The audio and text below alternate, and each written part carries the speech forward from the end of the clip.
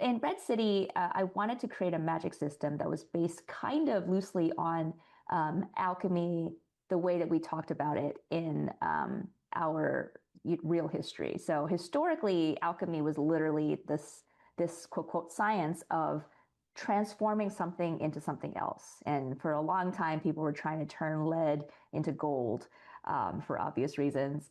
And as I was building the magic system for Red City, I thought that would be such a great metaphor for some of the themes that are in the book, which is uh, all about power and ambition and the art of transforming yourself into a version of yourself that is more desirable. And so that is a huge running theme in Red City. And so in this book, we have real alchemists who literally are changing things, who can change things into something else, but are also kind of driven by the pursuit of power and ambition and money and success to become more, and it's all about what the consequences of that are. So that's kind of what the magic system built on. There are a lot of societies of alchemists that have sprung up around this magic in the books, and in the modern day, which is where Red City is set, those societies have become literally corporations.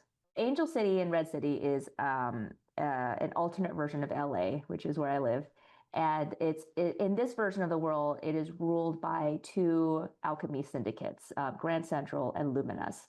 And they are, to the public, to people who don't know what alchemy is, they're powerful corporations, financial conglomerates. To people who know what they do, they are alchemy companies, essentially, who create this drug that people can use, called sand, which is something that allows you to become the most perfect version of yourself. It's very lucrative. They make billions of dollars on it. And these two companies are constantly at war with each other. And the story centers around two young people who are kind of recruited into these opposite rival syndicates, who are best friends and end up on opposite sides of this magical war. When we first meet Sam and Ari, they are kids, and they're both immigrants to the nation. Sam is here with her single mom who works at a restaurant, and is kind of just trying to make ends meet. Ari gets recruited to become an alchemist from his hometown in India, and is brought over because of his talents. And they kind of get to know each other without knowing that they are both in these opposite syndicates. They go to the same school together. They have classes together, and they become really good friends, but they have no idea that they are actually on these diverging paths that is going to set them up to become enemies when they grow up. And they are very much at the center of this theme of what does it take to make it, and what does that cost you?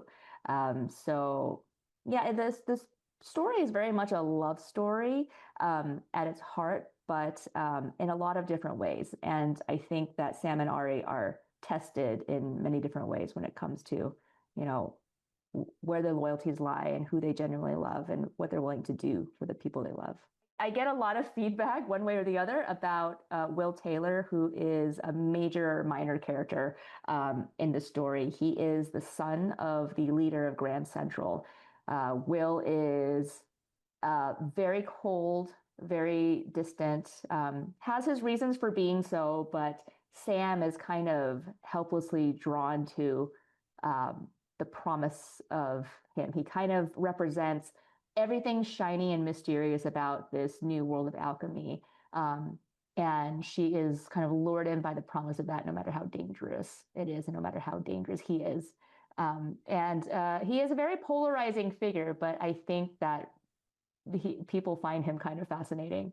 I think that moments where violence like that bursts into the story are the most effective when you have set up the runway for it. So with Sam and Ari, I wanted it to feel for readers like they were kind of setting foot into this very strange underworld, very, very like that runs parallel to our world, but it seems beautiful at first. Sam's first thought when she gets exposed to alchemy, which is essentially her seeing this random guy in her mom's restaurant who she thinks is holding a spoon, and then she blinks and he's holding a fork, and she's like, did I just see that? Just like, did anyone else see that? And she has this moment of like, wow, it awakens like the sense of wonder. So for them at first, alchemy seems like a really beautiful, magical thing. And that's how most people in this world get into that. And they think they only see the positive.